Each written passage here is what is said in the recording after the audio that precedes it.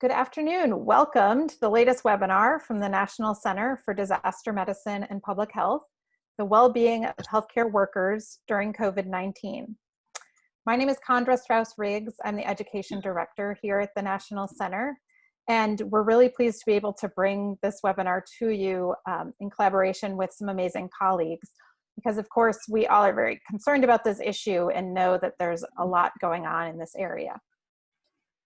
We're very pleased to have our director, Dr. Tom Kirsch, as moderator, with Dr. David Benedek, Dr. Sabina Lim, and Dr. Gloria Park speaking on this webinar. We are really pleased to be partnering with the American Public Health Association to provide 1 credit of continuing education for both nursing and medicine. You do have to be registered for the webinar to claim the credit. So you can go back and register through Eventbrite if you want to claim the credit. Our moderator and speakers have no financial or commercial relationships to disclose related to this activity. Again, we're very pleased to be able to provide this today, and I look forward to learning a lot from our experts. Now pass it over to Dr. Kirsch. Thank you, Conra. I'm Tom Kirsch. I'm the professor and director of the National Center for Disaster Medicine and Public Health, or NCDMPH, which is impossible to say. We're very excited about this event today. But first I want to give a few words about the center. And I also want to mention that this topic has deep personal meaning for me. I've written extensively about my experiences providing healthcare and the devastation after the Haitian earthquake and the resulting decade of PTSD I suffered from that. And this is a critical issue for healthcare workers, not just now, but will be again this fall. And so I really think that I'm looking forward to hearing some ideas and potential solutions from our participants. Next slide, please. Briefly, the National Center is an interagency center that was stood up a decade ago to serve the needs of the federal government and kind of as a bridge between academia and the federal government in the area of public health education and research related to disasters. We've had a long, interesting history and have begun playing a critical role, I think, in this COVID response in regard to research. For example, the center collaborated with several centers around the Uniformed Services University to produce a document with links to content and guidance on how to improve the spiritual, physical, and mental health of healthcare workers in this time of crisis. We're going to be releasing that document soon, and if you're interested, we'll be all providing you with that link because I think it's a great resource. So let's turn to our speakers and to the real experts on this topic. Our first speaker is Dr. David Benedek. Colonel Benedek is an active duty U.S. Army psychiatrist. He's the professor and chair of the Department of Psychiatry and the associate director of the Center of the Study of Traumatic Stress at the Uniformed Services University School of Medicine. In addition to his clinical responsibilities, Dr. Benedek has studied the assessment of and management of traumatic stress response in individuals and communities for more than 20 years. Dr. Benedek, over to you. Thank you, Tom. First, I do want to thank you for you and the center for organizing this event. And I want to say a special thanks to my colleagues at our center, the Center for the Study of Traumatic Stress, particularly Bob Ursano and Josh Morgenstein, because they helped me prepare these slides and think through my brief comments today. And of course, I want to thank Dr. Park and Dr. Lim both for joining me. And I really think this is a nice opportunity for us to share ideas and to learn together about a really important topic, as Tom has already mentioned. That is the sustainment of healthcare workers' well-being during this ongoing pandemic. With my presentation, what I really want to do is just talk a bit about some organizing principles related to the experiences of communities. And I realize that different communities and different organizations have experienced COVID-19 differently so far, and some of what I say might not even be applicable to all. But I think it's still a good place to start, and I think it will provide a framework for the suggestions that our center has provided to the guideline that Tom has talked about releasing shortly, to our conversations with our friends and colleagues at Mount Sinai as well. And so I'm hoping that the elements that I discussed will help as we listen to the other presentations and we think about what we can do for our communities going forward and for our providers and therefore our patients. So that's kind of my plan here, and I hope it works out. If I could have my next slide, please.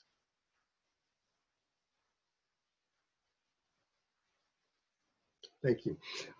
This slide really is a reminder that, as Tom has already mentioned, that psychiatric disorders such as PTSD make up a part of the morbidity and mortality associated with disaster and with this COVID disaster, of course. But there's more to it than that, and there's more that we have to be concerned about. Whereas psychiatric disorders must be addressed, identified, and treated, we have to recognize that those involved in responding to the disaster may also experience distress reactions and engage in health risk behaviors. Insomnia is not a psychiatric disorder.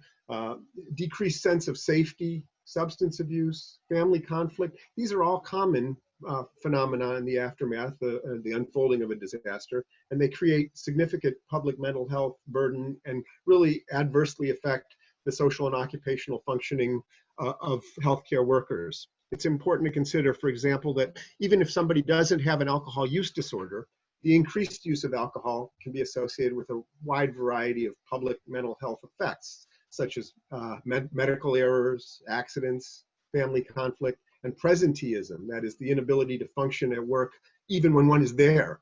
So these are all really important beyond psychiatric disorder. These are all important issues for organizations and for society to think about as we think about sustaining well-being of our frontline workers. Distress reactions and health risk behaviors, sure, they'll show up in primary care clinics and emergency rooms, but they also present in other sectors of our society, law enforcement, social services, other emergency responders. And it really points to the need that, that we have to think about establishing partnerships with these other groups. And when we think about providing care for hospital workers or health workers in response to this pandemic, we're thinking about a larger group than clinicians per se.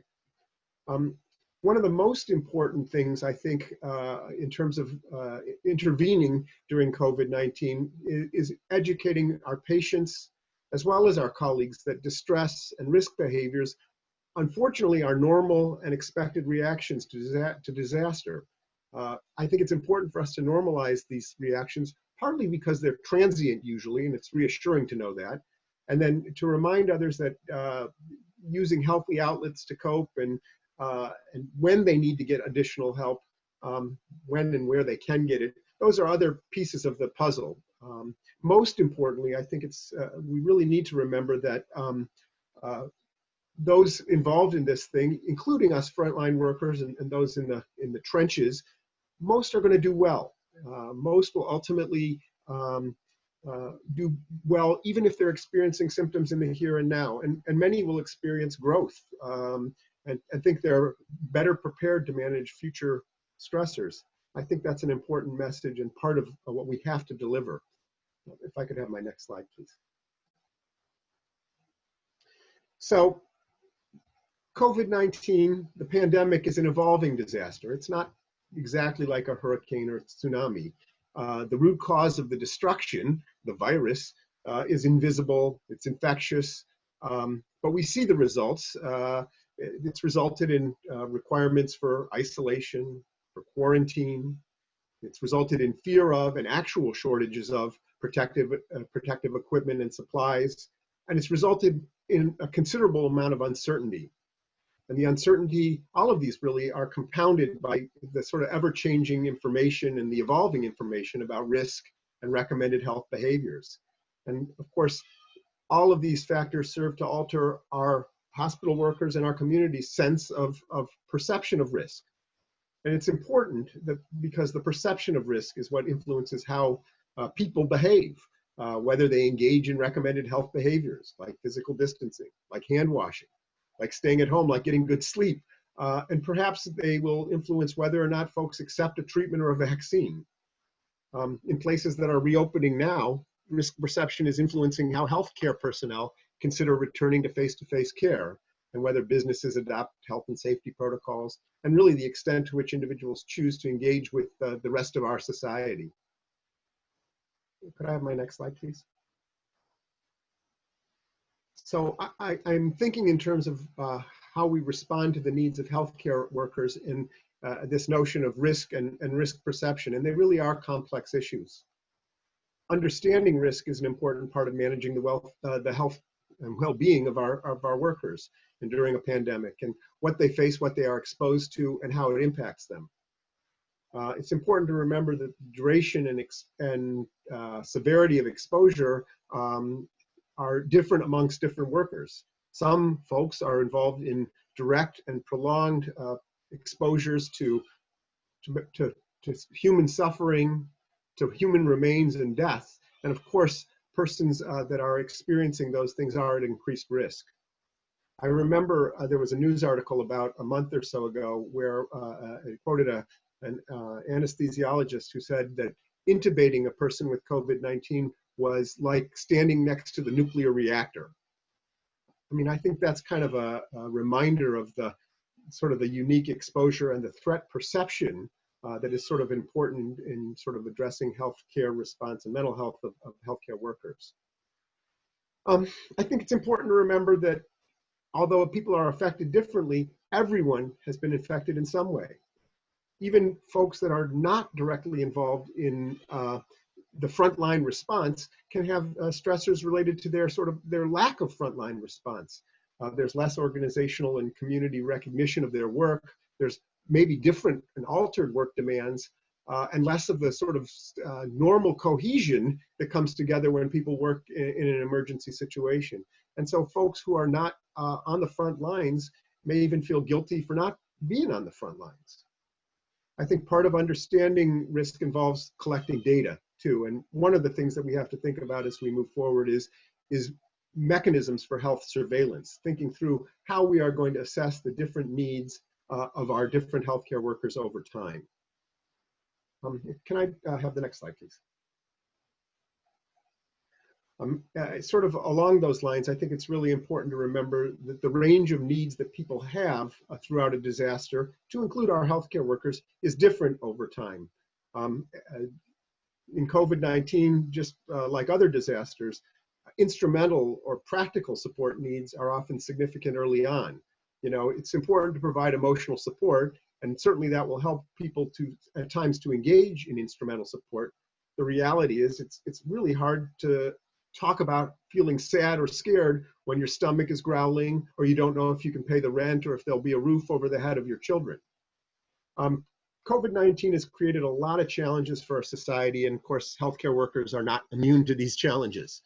When we're planning to deliver interventions, practical resources can be helpful, and Dr. Kirsch alluded to this, his center's guideline, which will be released, I think, shortly after this webinar. And I just want to mention that our center, the Center for the Study of Traumatic Stress, has contributed a fair amount to that guideline, and we've shared the resources that we've put together on our website too. You can Google CSTS and get there. But the real point is that practical guidelines and practical tips are part of the response because they help people access instrumental needs and recognize their hierarchy of needs. Next slide, please. I'm just thinking ahead a little bit here to the hope for reintegration and the possibility of a sort of a curve eventually going down and staying down, and what that will mean for healthcare workers. There are challenges associated with that too. You know, when folks emerge, if you will, from prolonged periods of exposure to extreme stress, there are new challenges. We've seen this with our military workers too, that reintegrating is a new stressor. What happens? Well, you can have a loss of the sense of meaning of what you've been doing. You can lose, you can have a new sense of isolation because, for two reasons really. One, because the people who were not in the fight with you don't really know what you went through. And also because the people who were in the fight with you may have gone to other places now, and you have less opportunity to speak with those people as well. of course, going back to normal family routines can be challenging and even irritating because sort of normal things sometimes just seem so trivial. And so there are a whole bunch of other stresses sort of associated with returning to normal that we have to bear in mind too. That having been said, I certainly hope that we can return to normal and we can tackle those obstacles together as well. I believe that's kind of the arc of my slides here. I don't think I have another, and I know we're going to be able to ask questions at the end of this, but I hope this provides sort of an intro to the thinking and the approach that perhaps Dr. Lim will talk about next.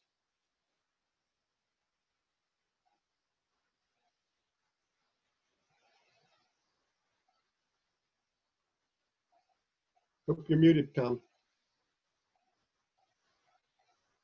You missed all my brilliant statements. Mostly I was thanking you for a great presentation. You really brought out critical points that people need to think about for this discussion. So let's turn to our next speaker, Dr. Sabina Lim. Sabina Lim is a physician who's been to the depths of the COVID pandemic. She's the Vice President and Chief of Strategy for Behavioral Health at the Mount Sinai Healthcare System in New York City. She's also a professor of psychiatry at the Icahn School of Medicine at Mount Sinai. Dr. Lim oversees all the behavioral health services across the entire health system, which includes over 350 inpatient behavioral beds, 60 outpatient clinics and specialty programs, and over 1 million annual ambulatory visits. With the advent of the COVID pandemic, Dr. Lim also created the model for and implemented a new mental health support services for employees across the Mount Sinai healthcare system. Dr. Lim. Thank you, Dr. Kirsch, and good afternoon, everyone. And it's such a privilege to be presenting with everyone here today. So I'm going to very briefly go over the model and what we implemented here at Mount Sinai. And Dr. Benedek's introduction was terrific because all the evidence and the principles that he talked about were what we had in mind as we developed the model and as we rolled out the intervention. So I'll be speaking very sort of practically about what we did. So next slide. So just a little bit more background on Sinai. We are an 8-hospital integrated system serving New York, Long Island, as well as some outer boroughs. Obviously a very large healthcare system. We have over 40,000 employees. And certainly with New York being the epicenter of the COVID epidemic in the US, we were one of the hospitals that, of course, we were tremendously impacted. We served a huge number of people who either had or were affected by COVID in some way. So we knew from the beginning that we had something unprecedented on our hands. And although we've had a lot of different supports already available for employees just in general, we even have an Office for Wellbeing and Resilience, which we're very lucky that many other places don't have centers like that. We knew that we had to very quickly build up to scale something that was going to be able to reach a large number of people very quickly and hopefully have an impact in at least trying to mitigate the severity of some of the consequences of what our healthcare workers, whether or not they were in clinical settings or non-clinical settings, are going to experience. So the next slide, we can go to that, basically is an overview of the model that we created. And this model took into account a couple of different things. Number one, we didn't want to just create lots of different services and just have a hodgepodge of different things that wasn't connected in some meaningful way. We also sort of very specifically focused on mental health and emotional supports in this model. There are all sorts of other resources and supports that were available for our employees, but we had a concerted focus on the mental health needs of our employees. The other part of it is that we wanted to make sure that there was some cohesion and coordination within the different services that we introduced within this model, and you'll see, if you see, for example, at level 5, part of the challenge is just making sure that people know what's available and what are the different kinds of resources that's available. And so we created this 5-tier system, and I want to thank Dr. Craig Katz, who many of you may know. He's an expert on disaster psychiatry. He's worked with Dr. Kirsch, and he helped formulate a key piece of this model, which is really this level 2 proactive outreach and prevention, and I'll speak a little bit more in detail about that. But as you can see, basically, we created this 5-tier model, which was Also based on some of the work that we've done, we've been doing a lot of work in trying to change the sort of healthcare and the mental health care delivery system in New York. We've been partnering with city and state agencies to try to move away from just being sort of crisis oriented and reactive to being much more sort of proactive as a psychiatric or behavioral health service. And so what we instituted was essentially multi-levels of support and different types of support, ranging from immediate crisis needs to addressing the immediate crisis needs of employees, to another level, which was really targeting people that we thought would be the most vulnerable to the traumatic and psychological impact of COVID, in particular areas of the healthcare system, as well as making sure that the general employee population had an array of different supports available to them that may not be as intensive as this proactive outreach model that I'll be describing, but things like support groups, supportive counseling that's available through our existing EAP, other employee services, our Office of Wellbeing and Resilience, and of course things like self-care, which is very important, meditation, yoga, mindfulness. And so we try to have some sort of organization to what we were doing. And of course, we were very sort of particular to distinguish that these are supports, but that's not necessarily the same as evaluation and treatment. And so in the treatment arm, we very rapidly ramped up our telepsychiatry service across the system. And I'll say a few words about that as well. So next slide. So I'm just going to go into a little bit more detail in the first two components of the model, because those are really the two big new things. And so this level one, which is really trying to make sure that employees who are urgent or in crisis need level of support and help, that they have an ability to reach us 24/7. And I think a lot of different hospitals were able to set up some sort of central number for employees if they were able to, if they need support. What we did here is that we said it wasn't just a call line. Yes, it's a 24/7 call line, and yes, you can call us if you're in the midst of a crisis. But one of the things that we got repeatedly was it wasn't just individual staff members who were reaching out to us for help.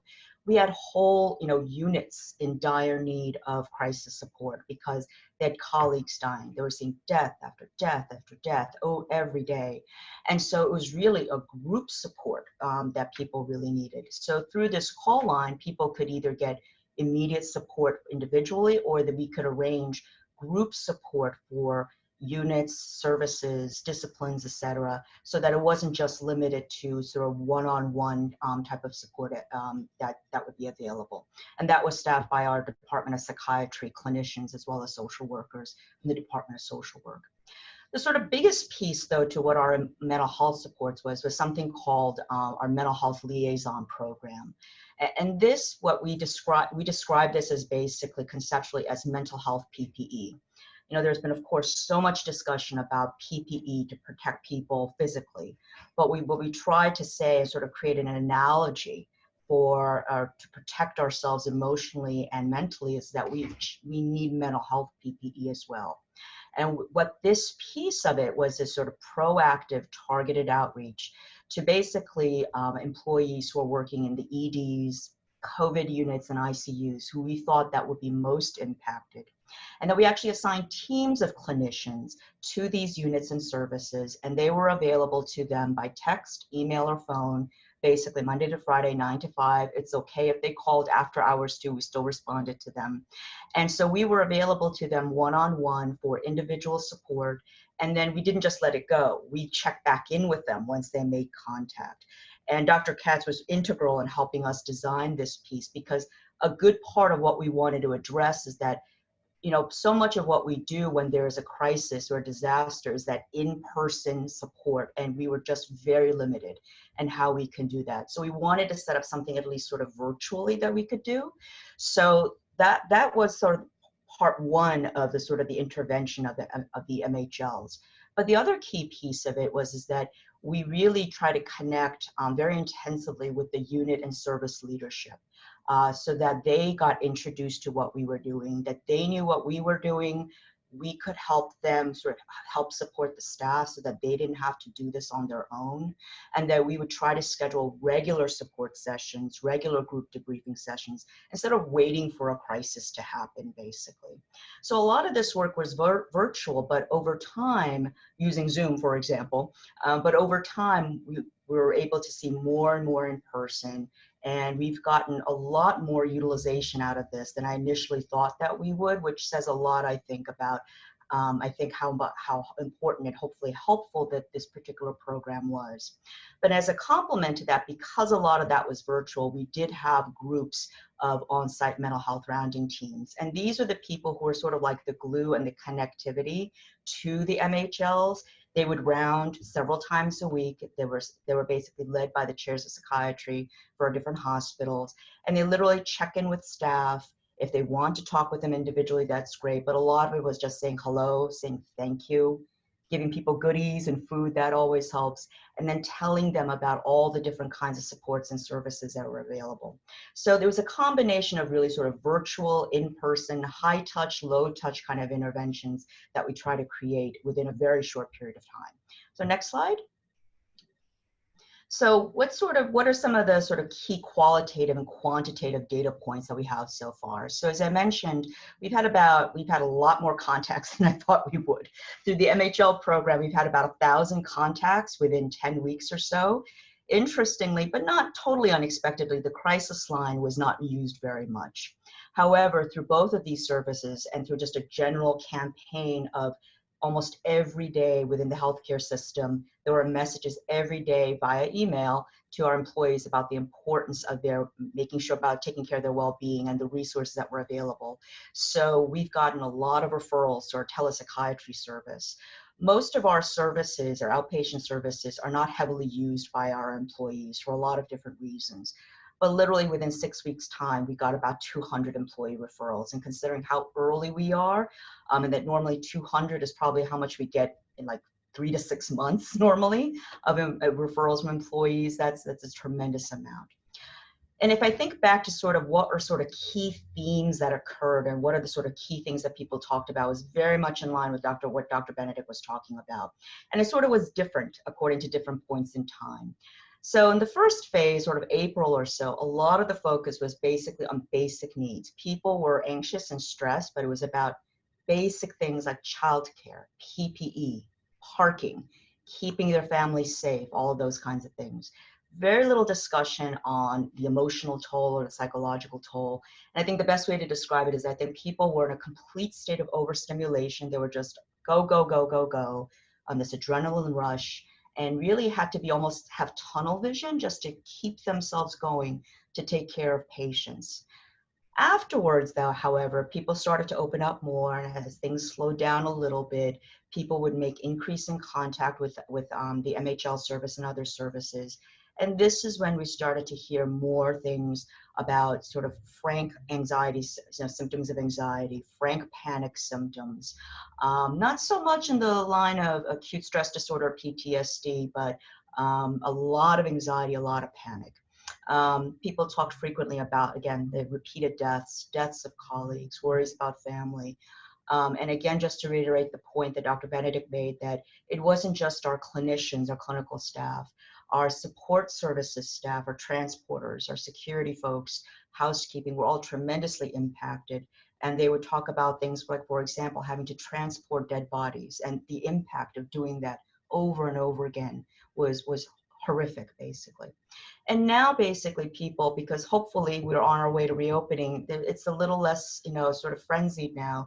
But now, of course, there's a bigger concern of this sort of second wave and sort of this overall concern about how do we go back to some degree of normalcy, basically, and the stress about that. So the last slide is basically just a quick summation of basically sort of preliminary lessons learned. And just going back to what I said about the support for the staff, as much as the MHLs were for the individual staff members, we found that the unit and service leadership, that the leadership needed our support services just as much, if not more. They have a tremendous burden of not only, of course, keeping all their clinical services operating and supporting their staff. And that was a tremendous, tremendous source of anxiety for them. And I think we were able to help them in sort of managing their own sort of anxiety and stress about that. Again, there's still, I think we're still just at the tip of the iceberg here about what people are allowing to come up to the surface and acknowledging. And I do have to say that I think still that the stigma of mental illness and mental health and talking about emotions was still a barrier. Although it was great, we had over 100 clinicians in our behavioral health services basically engage in a humanitarian mission. People did this on their own time. But I think there was still a lot of hesitancy on the part of our staff because they thought, even though we said this is not clinical counseling, nobody is going to be psychoanalyzing you, I think there were still concerns about, oh, I don't know if I want to speak to a psychiatrist. And that, again, a lot of the work was really making sure people knew that the support was there, even if they didn't need it at the moment, that in and of itself can be very helpful. And so I think the key things we're moving on to is trying to figure out what we're going to keep in the next couple of phases. We'll likely keep this on-site rounding team, which I think that in-person thing is so important. We have a whole new center for stress resilience and personal growth for our employees. That's a whole other discussion altogether. And so that's up and running as of Monday, I think. And of course, we're continuing to look at all the other support offerings that we have and will continue to develop. So that marks the end of my presentation. And of course, happy to answer questions at the end. And I'm going to turn it back to Dr. Kirsch, who's going to introduce Dr. Park. And this time I'll actually turn my mic on. So thank you. That was fascinating. The flexibility and adaptation you guys demonstrated deserves books. So I hope you're busy writing, because it was really interesting. I'm going to try to write up something. Yeah. So let's turn to our final speaker, and then we'll get to some questions. They're starting to pour in now, which is good. Dr. Gloria Park. Dr. Park, PhD, is the Director of Performance Psychology at the Consortium for Health and Military Performance, much easier called CHAMP, at the Uniformed Services University. She's a passionate advocate for sports performance and applied positive psychology. She serves as a subject matter expert for the performance psychology and mental fitness domains across CHAMP's leadership, education, and research initiatives. She's worked extensively with the military community in providing resilience and performance enhancement training for over a decade. To you, Dr. Park. Thank you so much, Dr. Kirsch, for that introduction and for the opportunity to be a part of this esteemed panel. I think I want to start off by just expressing, I think, our collective gratitude to the medical staff and professionals joining us today. You all do what most of us can't do. You run toward risk to care for others, and the heroism that we've seen from the medical community through this crisis has really been awe-inspiring. Next slide, please. Next slide. What I'll be sharing today are my own perspectives and not those of the government or my organization. Next slide, please. At CHAMP, as Dr. Kirsch said, it's much easier to use the acronym than the full name, the Consortium for Health and Military Performance. Our mission is to help enhance the readiness and performance of those who run toward risk. And as Dr. Kirsch said, I've spent the past decade training resilience and performance skills proactively in an effort to help better prepare people to handle stressors. I think I'd like to end the series of presentations today on a note of hope. So while large-scale efforts are underway to both understand and address systemic approaches to sustaining health and readiness in the healthcare workforce, I think individual leaders and professionals are also looking for ways to enhance their own performance and well-being. And so to that end, I'll borrow the framework of hope used by CHAMP, which consists of honesty, optimism, professionalism, and empathy, to offer a few practical tools and strategies that might help individuals navigate some of the key challenges that our other panelists have highlighted today. Next slide, please. So hope begins with honesty and asking how we can recognize and confront the reality of the current context and approach these challenges with honesty and openness.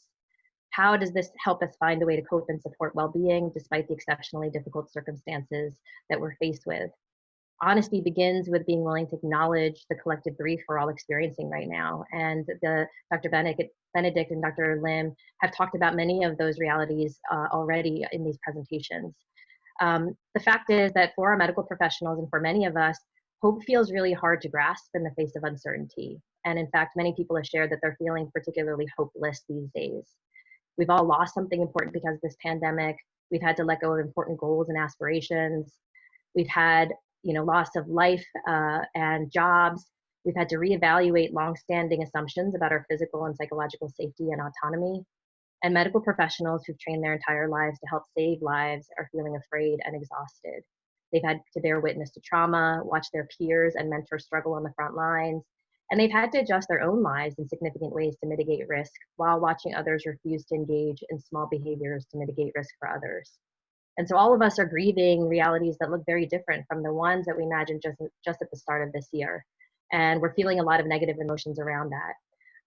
I loved what Dr. Benedek said, that normalizing how we're feeling right now is a really important part, that there's still stigma in help seeking and helping people understand both when their distress needs and requires more help, and also proactively learning strategies to help manage their own distress are really critical in times like these. So the question when we think about honesty is, in the face of ever-changing targets and circumstances, how do we help others manage these complex emotions and find new ways to try to take purposeful action? And starting with honesty helps ground us in the reality of the current circumstances and then paves the way for us to cultivate some realistic optimism. Next slide, please. So despite these difficulties, how do we bolster our belief and our capabilities that we have the capacity to cope with the challenges ahead? So in 2005, Carver and colleagues found that people may fear and avoid threatening situations if they determine their coping skills are inadequate. And this further reduces their functioning capabilities during crisis situations like this. And as both of our presenters have already highlighted, the situation isn't going anywhere anytime soon. Among healthcare workers, fostering a sense of optimism improves functioning on a number of fronts. And this is research done by Boulder and colleagues. It can enhance their own functioning. It can enhance patients' satisfaction and their therapeutic results. And medical professionals who are high on optimism report feeling less pressure, use fewer avoidance strategies, focus on practical problem solutions, seek social support, and have more trust in people and organizations, all of which are really critical to help manage through this time. One of the questions that we've been getting a lot of at CHAMP is, how is optimism possible right now? So asking people to expect the best in the future can feel overwhelming when the sky feels like it's falling just over the horizon. Optimism, when missed, can feel like a tall order for many right now. And so we've been asking ourselves, how can we support optimism by helping cultivate productive thinking? Maybe that's a different way to frame this idea of optimism in current times. This can encourage people to both embrace the darkness that we're currently experiencing and be willing to take purposeful action towards finding their way to a positive future, even if that future doesn't seem quite visible yet. We know there's a direct connection between how we think and subsequently how we feel and do. And when we find ourselves stuck in unproductive emotions and a sense of overwhelm, we can shift our thinking to enable more productive emotions and behaviors through mental triage. So this is just a quick strategy that we often teach. This begins by understanding and recognizing when you're stuck in unproductive thinking and helping to create some distance. You can do that either through some mindfulness practices or through some breath work or the simple act of writing down your thoughts, and then observing the connection between your thoughts and the emotions and behaviors they lead. So at that point, just the observation may be enough to help you feel more grounded, or you may choose to try shifting your thinking. A simple strategy that seems to be helpful for a lot of folks in current times is compartmentalizing. So I think people are feeling the emotional overwhelm and behavioral paralysis in response to the vastness of the problems that we have before us. So by breaking down and isolating one parts of larger issues and then focusing on one productive action that we can take, we can shift from ruminating about all of the unknowns to having a sense of control and agency. We can also then shift from hopelessness to helplessness and helplessness to feeling a little bit more hope and optimism.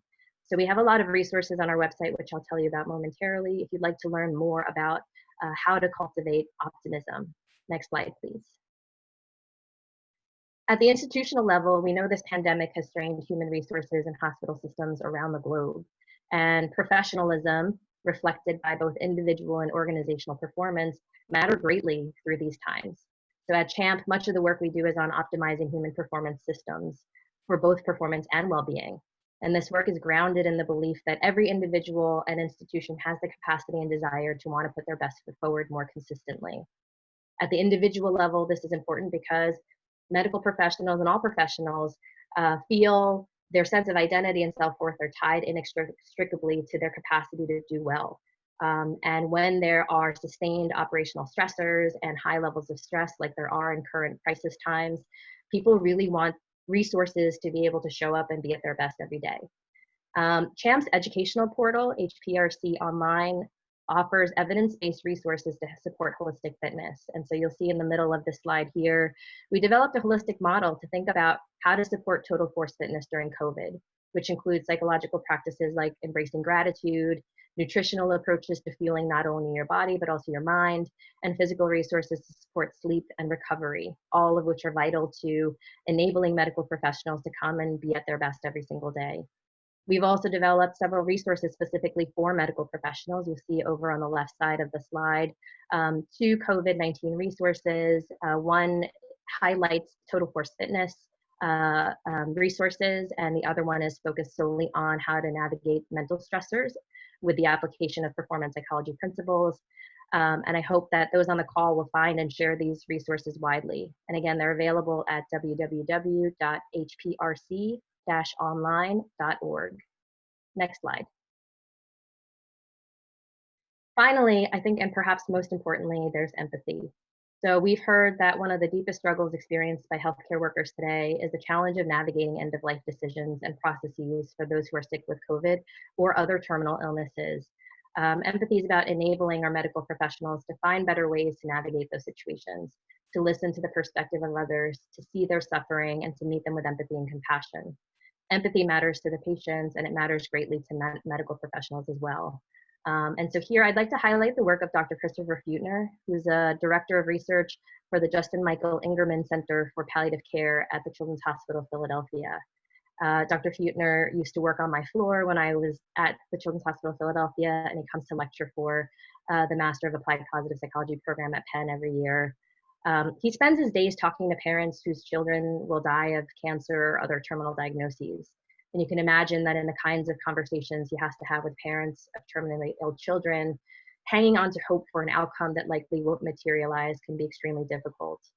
So he's dedicated his life's work to helping families and medical practitioners collaboratively find hope in situations where it feels like. So I will not do justice to his work here in the brief time that we have, but on the screen you'll see a few key components of his model, which is intended to help practitioners navigate difficult conversations with empathy and engage families in the process of regoaling. So I'll highlight a couple of the key components here. Regoaling begins with medical practitioners asking families questions to examine all of their hopes and fears. It accounts for the complex emotions that can accompany the process of weighing treatment options and helps medical practitioners understand how those emotions can both broaden possibilities and help to narrow down choices in really important ways. A key component of this model is collaboratively finding what Dr. Feutner calls the breadth of hopes, or helping people tune into a broader array of things that they might be able to hope for. This is the key question that is explored here is, given the circumstances of right now, what is something you can still hope for? So when a cure isn't a viable option, this process provides guidance for practitioners seeking out sources of hope in seemingly hopeless situations, which can bring comfort to both the families and to practitioners in the most difficult of circumstances. Dr. Feutner summarizes this process in one of his articles, and he says, what we hope for might change, and that hope we had in one goal may not be possible now, but the process of hoping endures. So in summary, hope through this crisis may look and feel a little different than the hope we typically think about. It may not feel positive in valence, but you may find it in one small purposeful action, in a resource that helps you take care of yourself so that you can take care of others, or in ways to see and help others through their suffering. It is our hope today that you have found some of these tools and strategies helpful to your work. Thank you for your time and attention. Thank you very much. That was great. So let's turn to questions. I want to start off with a question myself, and then there's quite a few to cover here. So I believe that we have a kind of brief period here where there's a slight pause in this pandemic, and there's going to be a big recurrence in the fall and the winter. what can we do in this meantime to improve healthcare workers' mental health resilience? What can be done to do this? And I open it up to the group, and we could probably start in the same order that we gave our presentations, if you're interested.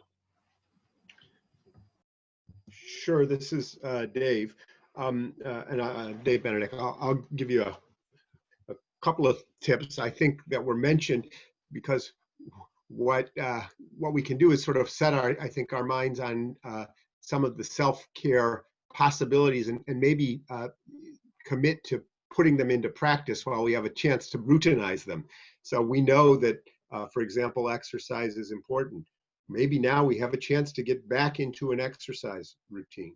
We know that connection with family and people we love is important. Maybe during this breather, even if we cannot be in the physical space with our family members, we can do a little bit better about setting up these Zoom things, not to learn about how to respond to the pandemic, but to reconnect with family and to interact in a technologically mediated way with the people we care about.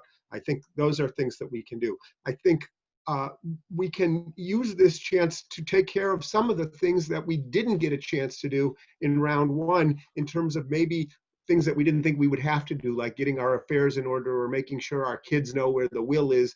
And I mean, just feeling prepared, it's a sort of plus minus, but it is a productive act to know that if things go south, that's one thing I don't have to worry about. So I think using the time to do the things that maybe we didn't have the time to do the first go round is a step in the right direction. I'll turn it over because others might have other thoughts. Dr. Lim, your thoughts? I totally agree, and I think sort of very related to that, I think this is a time to, including self-care, to practice resilience skills. Again, we're very lucky. We have our dean is like an expert on resilience, and we're trying to practically operationalize that in teaching resilience skills to all of our employees. You don't need a center. I think there just needs to be basically a commitment from the leadership of organizations to help both acknowledge the just acknowledging the emotional impact is really important, and that using this time to help build these kinds of skills to support employees and just making sure that they're heard, so that when, at least if this does happen again, that we're not starting from scratch, and that whatever they're feeling and experiencing should not be dismissed. Thank you. How about you, Dr. Park? Any thoughts?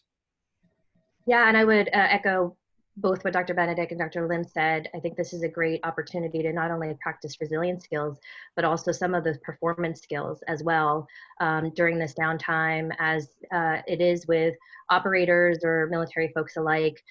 In the rest periods, it's a great opportunity to both teach and reinforce and provide venues where people can practice integrating these skills. And so I would echo what both Dr. Benedek and Dr. Lim have already said. Great, thanks. I've been telling all my friends to go on vacation in the next 4 weeks.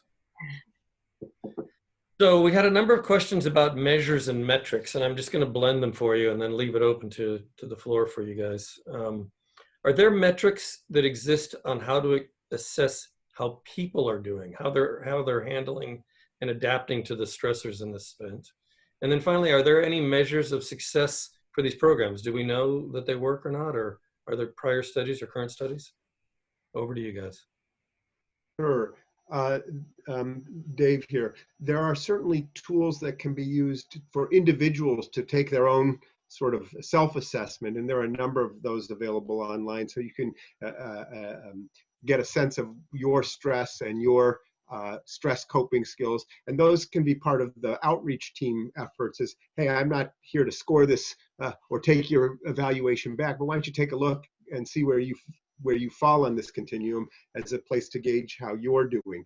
There are also efforts underway now at a more global level to do a health surveillance of hospital units, of hospital workers. And of course, many of these are aggregate and anonymous data, but you can issue these out or deploy these to specific units to sort of get a sense of the pulse and the mental health state of the unit.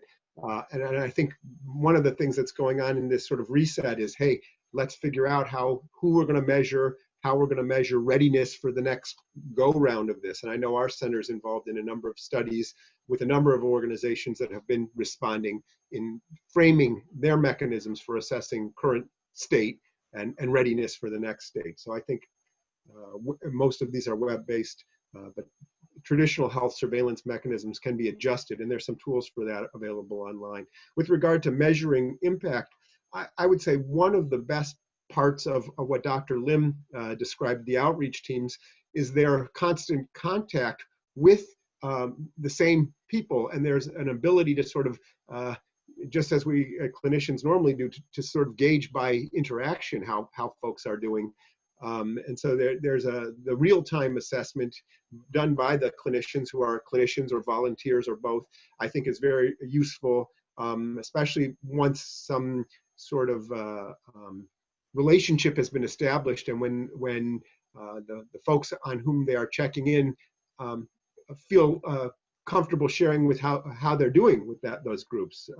And I would say that there have been previous disasters where similar things have been used in the military. Dr. Lim, we had a term for outreach, we sort of affectionately called it therapy by walking around, which was employed in the aftermath of 9/11 at the Pentagon. And it was the same sort of thing. Part of the job was providing educational resources, part of it was checking in, and part of it was making sure that the leaders, who again had similar burden, were able to bounce ideas off too. And so there's assessment at a number of levels that can be done and should be done. And there's ways to measure impact over time through those assessments, and also even in real time through the observations of those providing the outreach. Excuse me. And I agree. So exactly what you said. And I think specifically for the new programs that we put out, which are not permanent, they will be, they're time limited. Again, if there's another disaster, God forbid, we can quickly ramp that up. But the kind of metrics that we're looking at beyond sort of utilization and contact metrics are, we're sending out a survey in terms of, responses from the staff and leadership about what they thought, at least qualitatively, about the helpfulness of the service, what we could do better, et cetera. The whole Center for Stress and Resilience and Personal Growth, that in and of itself is not just an employee service. Part of what they're going to be doing is measuring the impact of the different interventions that they're going to do. And so part of the goal of that center is exactly to not only define the metrics, but see what potential outcomes can be measured from the variety of interventions. Dr. Park, can I ask you a slightly different question? Because you had mentioned families, and we're talking about families. One of the unique things about this event is that it's not just the healthcare workers at risk, it's their families. Yeah. And so what can we do to support families in this setting? How can we make sure that they feel safe and comfortable on the mental health side? Yeah, I mean, I think we've received a lot of similar questions, and people have reached out to us because we do have resources and do that work within our organization to think about the social context where, military folks and operators typically operate. And so I think, we can think about the situation that the families are in as analogs to what happens during a deployment. So people are either, they're having to sequester themselves in order to mitigate risk. So they're away from their families, are not able to have the physical contact. And so we've developed some resources that really provides guidance on how to strengthen those connections. What can you do to stay in close communication with family members? What can you do to really foster that connection, even if you're not physically present? And I think all of those things are really important to consider for medical professionals so that that doesn't become an additional stressor in addition to everything else that they're experiencing. That's great. This is Dave. If I could jump in on that just for a second. I think it's great points, Dr. Park, and also I think there's some care can be given to the kind of conversations that healthcare providers and parents in general have with their children, because there are ways to talk about risk perception, and there are conversations that, based on developmental level, the parents should have about why, for example, some kids may be coming back to school, some will be wearing masks, some will be maybe doing other things, and why are people handling the situation differently? Why are some people, for example, going out to dinner where others aren't? And it may have to do with other members of the family who are in the house, stuff the kids don't have the answers to.